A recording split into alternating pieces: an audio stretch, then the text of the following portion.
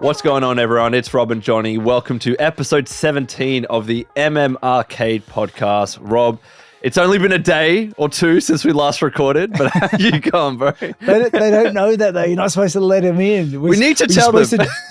You're supposed to drip feed it so that they don't even know you're going across the world. Correct. Know? So it's seamless. Yeah, exactly.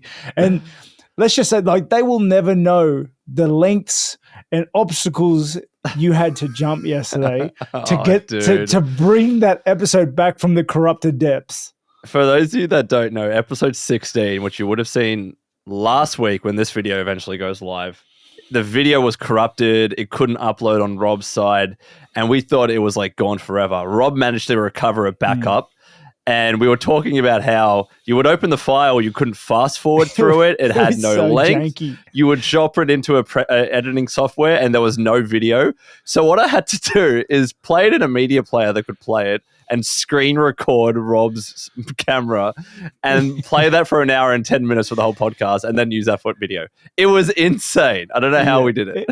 It was a mess. So I hope you all appreciate the episode that last week's episode. I'm saying last week, I'm talking from the future. You're doing pretty good. This is seamless. We should do this more often, man. I feel like a time traveler. For those of you that don't know what's going on, so we are recording, and in a couple of days, I'm going on holiday. So we are pre-recording 2 podcasts tonight. The first one that we're going to be doing is talking about the upcoming fight night against with Cory Sandhagen and Rob Font.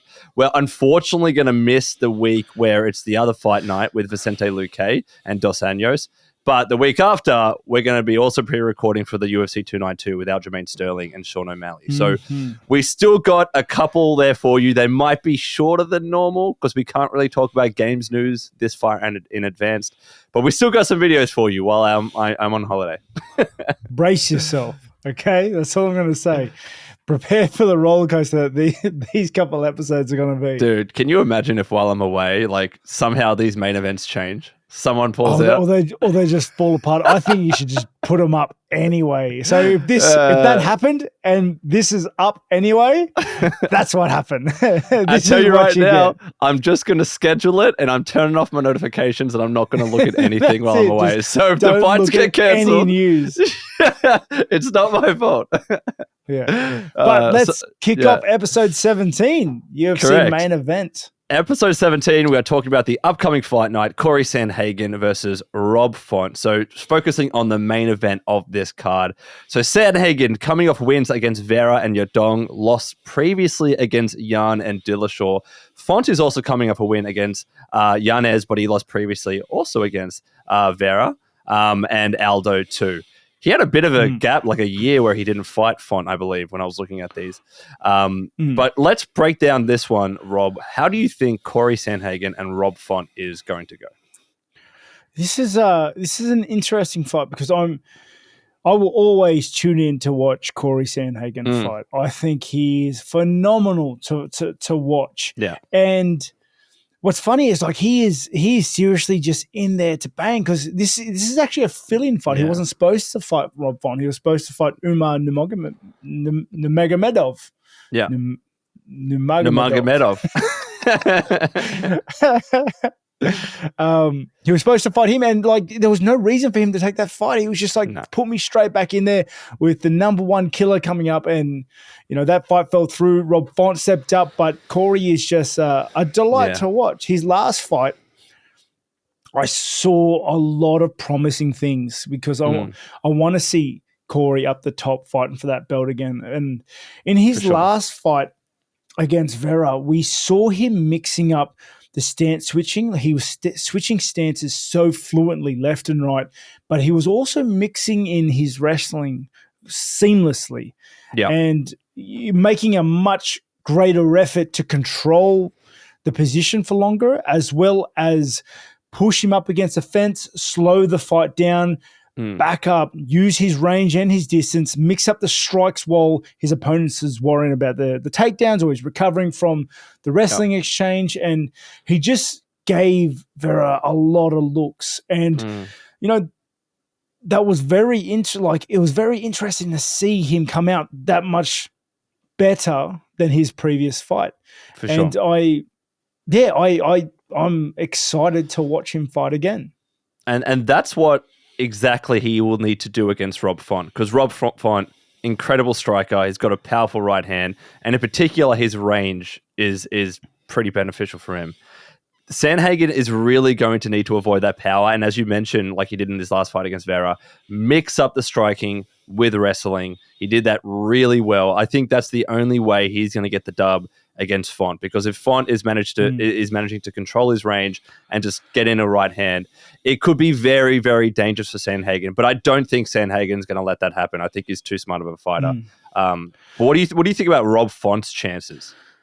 Well, that's the thing. Rob Font in his last fight looked outstanding. Really good. Outstanding. Because, mate, when I'm like watching Yanez leading up to that fight, I was like, man, Yanez's boxing is next level. He's going to get in there, and he's, you know what I mean? But that's what we expected to see, that those slip hooks, those counters, like to get in there and turn it into like a nice, tight, neat boxing clinic. But Rob Font dismantled him. Yanez couldn't take the heat.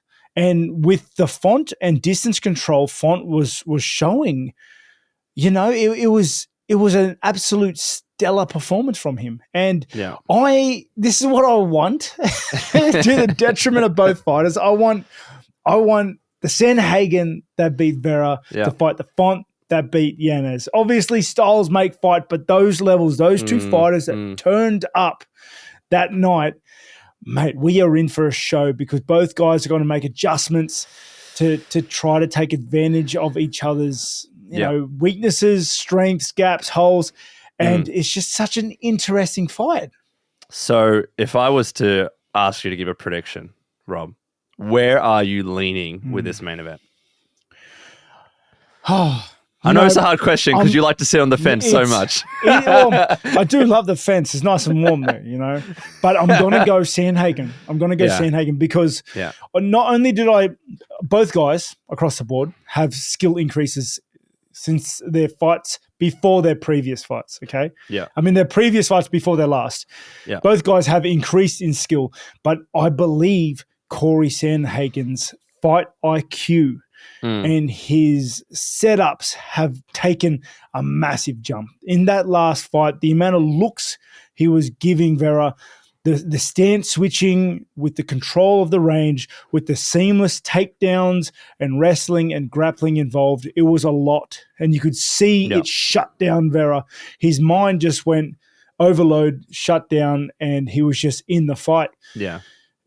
I think that Cory Sandhagen is a terror, and I don't see him losing to Font. I don't see that Cory losing to Font.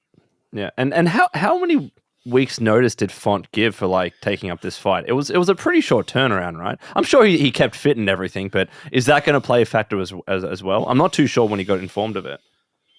It's got to, because let's be honest, Cory Sandhagen isn't your run-of-the-mill fight. It's not it's a hard fight. Yeah, it's not a guy that's like, he's like anybody else. I'll take the fight.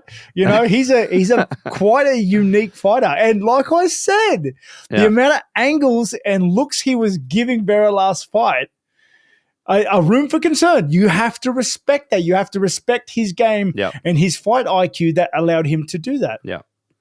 So I'm looking it up. Now I'm seeing, I can pull it up exactly now. So July 21st is when the announcement was made that Sandhagen will now fight Rob Font at a catch weight, interestingly, in the main event of UFC Nashville. So July 21st, that's like 5 days ago. 6 days ago. If it's a catch weight, that means Rob Font's coming in heavy. I can't imagine it being Cory being like, I'm nowhere near weight anyway, you know. And you know what? Because Cory was going to be up against Umar Nurmagomedov, straight killer. That dude's on like 15, 16 wins, no defeats. He was training for that fight. I'm worried about what Rob Font is walking into. Kudos on him for taking the fight on such short notice, and I hope he's paid well for it. But I wouldn't want to be in Sandhagen's way for this one. So we have a super sharp Cory Sandhagen going in a last minute Rob Font. But in saying that, Rob Font might come in big and strong, dude. Maybe that extra weight, that catch. What's the catch weight at? Oh, but, I'll look that up now. Because, like, imagine there's something like 92 kilos. Rob Font's just going to throw bombs, dude. But yeah, Rob Font's going in there. Everyone knows this last minute. Yeah. It's a catch weight. He knows what he's getting. He's going in there to try and get that shot to finish the fight. He's looking in there for a puncher's chance. And he has it. Rob Font, of all people, have it. He has the range. He has the eyes. He has the power. Yeah. But, yeah, off the fence, I'm going Cory Sandhagen. I'm going Sandhagen as well. And for that question on the catch weight, it will be 140 pounds rather than 135. So 63.5 kilos will be the catch weight. Can I ask you, Rob, like what is your opinion on, especially at the bantamweight level, those minor different, like I say minor, nothing's ever minor when it comes to weight in UFC, but like upwards of 5 kilos. You say 63, isn't it? No, it'd be 140 pounds. Bantamweight's 66, isn't it? No. Maybe I've got. Maybe Google conversions is failing me right now. Is bantamweight 53? No. Bantam 135. This is the problem. America, can you move to the metric system so we can deal with kilos and not pounds? Join the rest of the world as well literally. As like, because weight differences in boxing and in MMA are different as well. So trying to get us right now doing a quick Google search, it's horrible. It's not working. But it is, Rob. It is. Bantamweight is 126 to 135 pounds, so 57.2 to 61.3 kilos. So 57. Yeah. So what's flyweight? So 55. Flyweight is 125 pounds. Yeah. So whatever that in kilos. Kegs. Yeah. Yeah. Something like that. Mate, that's light. So will that difference in the catch weight, you think make much of a difference? Does it, if anything, give an advantage to Font if he's going to be able to come in a bit heavier? Oh, I don't think 5 pounds would. Yeah. I feel like Font would have wanted 10. Yeah. And Sandhagen said, "You're getting 5, buddy." And he's like, "All right, no more drinking water for you." You know what I mean? So we might see a very dehydrated Font rock up. Yeah. You know, poor dude. But yeah, as you said, who knows? He might come out and blitz him. Everyone's got a puncher's chance, especially when you're a man. He's coming in late notice, got nothing to lose. Yeah. So I'm interested in that fight. I think I'm very confident Cory Sandhagen gets it done. Same. I think it doesn't go the whole 5 rounds. I think we're going to see a 3rd round TKO. I think it's going to be too much for Font. I think his toughness will keep him there until it doesn't. And I think we see a 3rd round finish. It was very funny. I think I was reading a tweet and it was about we're talking about Gaethje and Poirier fight. Like we recorded that episode 2 days ago. And I think it was Poirier that said, this thing isn't going 5 rounds. If it goes 5 rounds, like we're both ending up in the hospital. Like we're both going to die. I feel like this is kind of similar. This could be a crazy, crazy fight. And I struggle seeing it going 5 rounds too. Not to the same extent, but it's... Not to the same extent, of course not. No way. No way it's going to be the same thing. No, if it goes 5 rounds, if it goes 5 rounds, Rob Font is like borderline dead. Dude's taking it on 7 days notice, and you want him to go 25 minutes with Sandhagen, dude. And again, a Sandhagen that was preparing against a straight killer. Yeah. Like he was preparing the best he could. Yeah. But you never know. Like this is a funny game. MMA is a funny game. For sure. So those are our predictions. Also, let us know what you think, who you think is going to win in the comments below. But that is our shorter UFC section for this podcast. And as I mentioned, we're going to be skipping games news because we can't really talk about stuff in advance unless you want to talk about something, Rob. Hold on, mate. I'm getting a premonition. I'm getting a vision from the future. A vision from the future. This is spontaneous. I don't know what he's talking about. I'm getting a vision from the future, okay? God. Latest gamer news. The Barbarian, Diablo IV. Yes. What happened to it? Has been nerfed once again. Rogue class nerfed once again. Sword class nerfed again. All right. You know what? We're doing an impromptu games news. We're talking about it. This was actually going to be a topic we talked about in the last podcast, right? When we returned. Nerfs Diablo all 4. around, mate. Nerfs. What are they doing, bro? What are they doing? Blizzard, I love know you. what they're doing. Yeah, I know what they're doing, because when they released the game and the trailers and everything else, they highlighted a slower gameplay, a slower progression curve. And as soon as the game came out, everyone was like, hey, I'm the first one to 99. No, I'm the first one to 99. Yeah. I'm the first. Like, it would just be, everyone was max level. I got to 66 in like 4 days. Like, just hustling.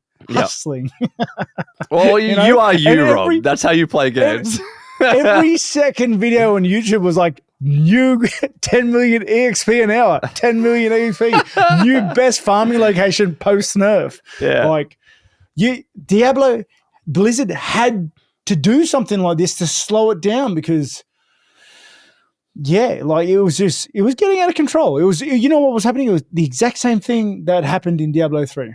Yeah. Look, I don't get me wrong. I agree. There needs to be a limit on that. Obviously, get rid of all the XP glitching bugs and all that kind of stuff, right? You don't want anyone to just go up to level 100 easy. However, all right, a lot of people are upset, and I understand, and I'll give the comparison of Borderlands 3. I don't know if you ever really got into Borderlands 3, Rob. It was a very similar situation. Initially, the classes were great. Everyone was leveling up really fast. They did a bunch of nerfs, and it was too harsh. And everyone was like, this is not fun. I'm playing this game to have fun. And then they eventually reverted a bunch of stuff, but it was too late. Like, you've lost your audience by then. This is like Diablo 4. I get like their intention and their vision with the battle pass and all that, but it's meant to be a fun video game. And I feel like they might be like zapping the fun just a little bit. Let people have their fun barb builds. Apparently there was one class, I can't remember which one it was. Was it Necro? That was just nerfed into the freaking ground. I don't know, man. Rogues were nerfed. Rogues like pretty heavily. You know what's you know what was the biggest like rug pulled out from people ever? Like that. There's a better word for it, but at the top of my head I can't think of it. Yeah. The sneakiest thing was them releasing the game, letting people play it for the month before seasons came out, and then nerfing and changing the entire freaking thing. Bullshit, you release a game. You just made us your little beta testing bugs. Do you know what's funny? Like, everyone thought like, oh yeah, they're releasing it early to test bugs and make sure the game is running good on launch. And obviously that's part of it. But deep down, their tactic there was to make sure the balance was right and they could get as much data as possible from that beta period. So when it came time for launch, they were able to nerf everyone to a reasonable level. But they still didn't do enough of it because YouTubers are crazy and they can find every exploit and every way to get your character leveled up really quickly. So 100%. I don't know, just let people have their fun. That's my view. I don't know. It is such a fine line, especially when you're playing with seasons, because Because if you don't do anything about it, you're only catering to those min-maxy niche group of people that play every season to max level, to fighting the end game uber bosses, find their rares, then they're gone, then they leave. And that's not the model they wanted moving into 4. But if you don't do that, then you have 400 YouTubers going, this game sucks. When really it's just because but they're not playing it from a casual standpoint. They're playing it from a min-maxing season by season. Here's the problem, Rob. Like, casual players are watching their videos, so they're being influenced by their opinions. Exactly. They're watching their guides. So when Blizzard makes changes like this that pisses off let's call them the minority of YouTubers that are really invested, that opinion's going to filter to the masses very, very slowly. Maybe 100%. Not people that are on the internet like all the time. Like, there are just purely casual fans that are going to play Diablo for a couple of hours and walk away, right? But many people that are online are going to get that opinion. So that's why everyone's kind of hating on Blizzard at the moment. Yeah. Okay. I want to jump back to that because that's why I started chuckling. This is none of this is planned. Rob is going off the cuff here with everything. I go off the cuff with everything. Like every episode is supposed to be only 10 minutes, and I just keep talking. But mate, it is such a hard position to be in because it is. You're trying to do things for the casuals, but the elites that the casuals watch are just like bad mouthing you into the ground. So you can't circumnavigate them. But anyway, that's me talking. Like, what do you do? The answer is, Oh, you're never going to keep everyone happy, for sure. I just think they've gone a bit too far. Don't be a dev. You don't be a dev, dude. 100%. Yeah. But let me just say that what I was laughing about was like, everybody's got that one friend that logs on. You're like, hey, bro, how you doing? And he's like, yeah, good, level 6. And you're like, 6? Been playing for 2 weeks. He goes, yeah, just doing this quest or something. I go, what build are you following? And he goes, what are you talking about? And you know what I mean? Like, he's never looked up a build. He doesn't, like, he's just. True. And you're like, how did you even install this game, bro? Everyone's got one friend that's like that. You know what? I love that friend, the friend that everyone has. It's the guy that just wants, or the girl that just wants to chill, play some games after they put the kids down to sleep and just not care about the bullshit. Good on that person. Well, yeah, I could keep talking about Diablo 4 because like there's another thing. Oh, I'm not going to get it. I'm not going to get into it. It's a big one. Save it for our second podcast tonight when you want more to talk about in the games news. To be continued, my rant. You'll see Rob's rant continue in 2 weeks approximately. Next up, what we're watching, playing, and also reading. Now, we're going to kind of mix this up in. As I mentioned, I've been watching anime to prep for these episodes, right? And Rob, I don't know if you've been doing the same, but you have this kind of Bible of anime knowledge in your head. You can just pull out recommendations out of nowhere. I have a bank, dude. Yeah, you have a bank. So what are you watching, playing, or do you have any recommendations for anime that we haven't talked about yet? So what I'm playing, I'm laughing because you asked me this friggin' yesterday. Yeah, I know. Come up with a different answer. But I can talk on it because I'm playing RimWorld still. Yeah. But actually, I haven't played it because I've been modding the absolute hell out of it. I knew this was going to happen. You spent 2 months modding the game. Yeah, 100%. Anybody that has ever modded a game, like. You get greedier and you get greedier and you get greedier and you start the game and you're like, crap, I forgot this other one. And then you go back, you insert the mod, you start a clean save because you always got to start a clean save. The modders that like put mods halfway through a game, you guys are crazy, loco, and I don't know how you do it. Next level, but you save and then you're like, oh, but I forgot this one. But you know what I mean? I've been doing that with RimWorld constantly. Like I'll spend 4 hours of my playtime just sitting there going through mods. Dude, you've got to call it at some stage. Once you've got your list of mods, do not look at more. I've got it. Are you sure? So my rule is I've got to keep it under 200. Okay. Far at 200. You go over 200, gets a little chunky. Okay, it gets a little chunky. You go over 200. Okay. World generation takes a little too long. You gotta start even at 200 now. Like I'm at 194 or something. Even then, like I have to press start on RimWorld and then I'll go make a coffee or something because like it loads in all the mods. It takes a little while. I hear my computer gone too far already. Humming. Nah. Trust me, I have not. But I've got this mod playlist.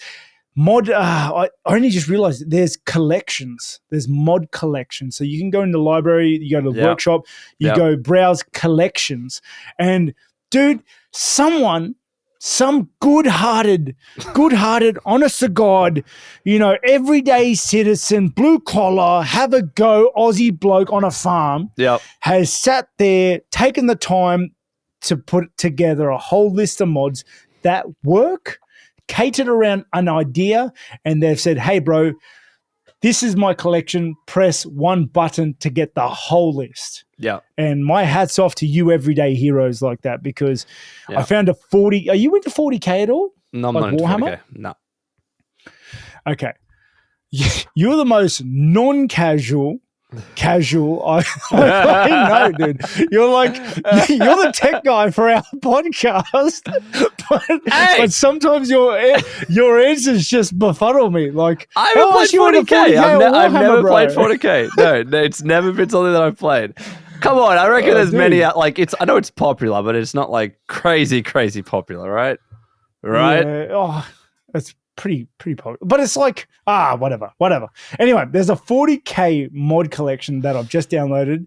I've thrown in a couple extras of my own accord in there, but it's cool, dude. There's like orcs and there's a lot of other factions, and there's like that gritty, what is it, grim sort of tone for 40K. It's cool. I'm about, I don't know, 30 minutes into playing it. Nice. It's taken me 4 days to download them all and get the list that I want. But collections, you guys are heroes. Hats off to yous. For sure.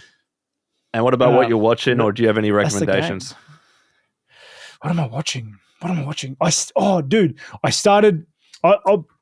So yesterday, I was saying I don't want to jump into this season's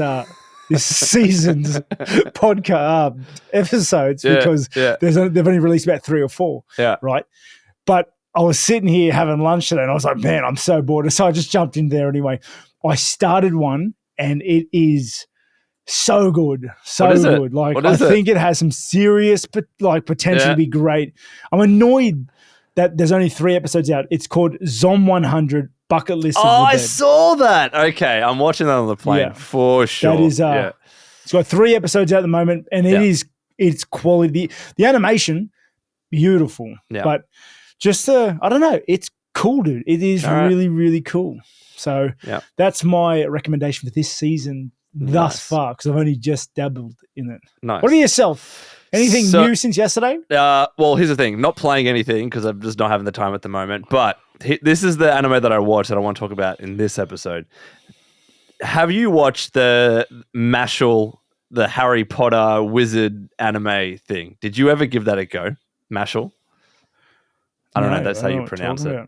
So it's called Mashal. I know I'm not pronouncing that right, but Mashal Magic and Muscles. Essentially, dude. Oh, yes. I watched the first episode. Okay. What was your opinion of the first episode? Oh, like. You don't sound impressed. It's all right.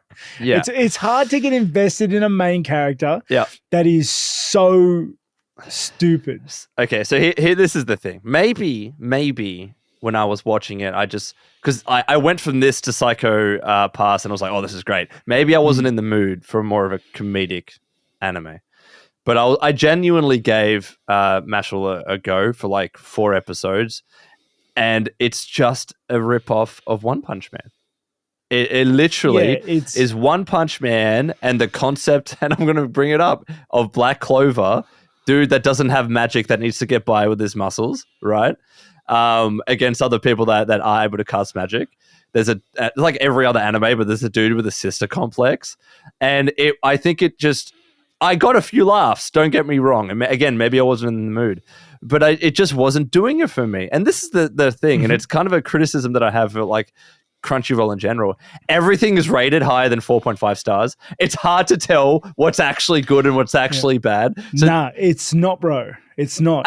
What? The good ones are 5. That's it. Nothing is 5. Nothing's an exact 5. No, bro, Zom 100 is 5. Okay, all right. I'll take your word for it. But I swear Mashal was Trust, there is 5s, man. Yeah, there is 5s. But Mashal was rated really high, and I'm sure it has its audience. But to me, I thought One Punch Man did it better.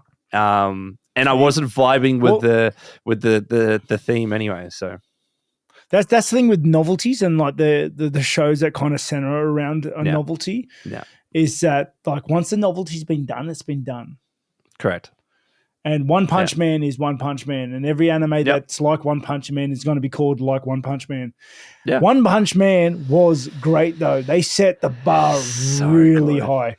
That was so funny. Do you remember the scene? And I actually fell on the floor like laughing, dude. Yeah. Is when those gangsters are at the front of his house and he goes out to bash them, and then there's that one gangster left, and he's the mole dude, and he digs underground to run away, and he's digging, and you see it from first person. He's like digging, and out of nowhere, Saitama's face is there, like in the tunnel underground somehow. Like it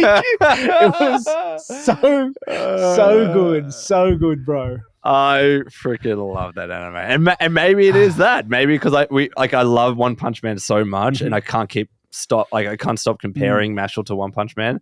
Maybe that's why it's just not hitting those lofty standards. But yeah, I watched it. Like, it's not for me. I might give it another go much later, but I'm into more kind of like serious thriller style anime at the moment, anyway.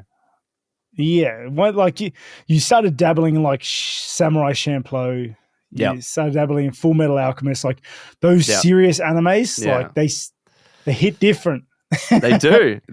I just want to feel. I want to think something. And to be fair, like that's what Attack on Titan does too. It's pretty good to a degree before it gets weird and everyone's a Titan. Hey, I'll give you a good recommendation. Go on. And everything I just said then is true, dude. It's true. Yeah. I'll give you a good recommendation next episode. I don't want to ruin. All right. Well, we're already hitting up 32 minutes. Yeah, we're already at 32 minutes. We said this was going to be 30 minutes, but we are moving on to viewer questions. Managed to go back through the archives and get a bunch of questions that we didn't answer in previous episodes. So remember, even if we don't answer them in one, we could use them for times like this. So first question, Rob, we've got from... Oh, man, some of your usernames, I love you all, but Treg Wignard 5886, everyone has a number, this one too. Hey, Rob, off my question, but you're my favorite fighter, but what are your thoughts about Outer Worlds if you've played it? I actually haven't played Outer Worlds. That's the Obsidian game, right? I thought you did play it. Okay. No, my son downloaded it and started playing it before I realized what it was. Yeah. And then you had to quickly be like, bro, you can't play this game. Yeah, exactly. I was going to say. I've thought about jumping into it a few times, but I really like games like that where I can make decisions and stuff if I have my own space, my base and stuff like that. And I like base building alongside those types of games. Yeah, I've seen a very interesting shift with regards to people's perceptions of Outer Worlds. Like initially at launch, it was received and reviewed pretty well, and I saw a lot of great comments about the writing and the storytelling and stuff. But I'm seeing a lot of negativity about Outer Worlds at the moment because people think that it was underwhelming and it was a very, very short thing and it was pitched as this Fallout New Vegas killer and it never hit those lofty expectations. And I've seen very similar opinions to like BioShock Infinite as well. So I just found it interesting that people have shifted so hard on the Outer Worlds. I thought it was a decent experience. I have heard that it's much smaller than you think it is. So, and so is Obsidian's next game, it seems. What's the one? Cool. Avowed. Avowed's probably is not going to be like Skyrim. It looks like Skyrim, right? In the Pillars of Eternity universe, but it's going to be as small as Outer Worlds, or maybe even a little bigger, but nowhere near Skyrim levels. I don't think people realize how many years it takes to build games like that. And Obsidian is a pretty small studio, and they're working on Avowed, Outer Worlds 2. They were working on this other small game as well. The problem is we're spoiled now. Yeah. We're spoiled. It's, that's the truth of it. Yeah, for sure. I'm still excited for Avowed, but I think we got to go without expectations. I am too. I am too, because it's in the Pillars of Eternity universe. Yeah. And you're a huge fan, of that series. Yeah, well, the character building in it, the classes, it was like it was kind of based on like D&D's take, but with their own spin on all the classes, the levels and stuff like that. It was just, I really enjoyed it. They had a class called a Cypher that had like psychokinetic abilities. It was so cool, dude. So broken. Looking forward to playing that. Next question, we've got Josh Shaw 6989. Question: how often do you train with other UFC Aussie fighters like Volk, Tyson, Pedro, Jack, etc., etc.? Rob, do you train with a lot of other Aussie fighters? Not really. We're all spread out and kind of doing our own things. Yeah. The only guy I have trained with, in the last few years is Jimmy Crute and Jake Matthews. Yep. But apart from those guys, not really, because like I said, we're all spread out, doing our own things, different camps, different stuff. And Australia is a big freaking country. Yeah, Jack Della lives in Perth. Which is on the other. Like, what's the flight to Perth? Like, I don't know how many hours it is. There, 6 hours back, I think. Yeah. All right. So next question, we've got Inside Void 2164, Jonny and Rob. As someone who hasn't played a single Final Fantasy game but wants to dive into it this year, and this is an older question, mind you, but which games out of the entire series would you urge me to play to experience the best of the best in the franchise? Rob, don't say Final Fantasy Tactics. Give another answer. Oh, bro. Well, yeah, I guess I'm pulling the rug out under you. Your phrase was correct before. It depends. It depends what sort of games he's coming from. Does he want to play like a traditional Final Fantasy game, or does he? If he's coming from a game like that, he wants more hack and slash, like the latest one, 16. Yeah, that's because great. 16 is not like the traditional formula, so it's actually a great entry point for people coming from that background. Super hack and slash. But if you want like a traditional Final Fantasy, you got to go before 12. Like, dude, my favorite is 8, but like you'll probably like 10 better, I reckon. 8's kind of weird. I love 8, but it's a little weird. Like the story's hard to grip, but it's so good, so good. Fair. Next question, we've got Hugh Jassel. What's your favorite or most memorable video game soundtrack / song? Oh, dude.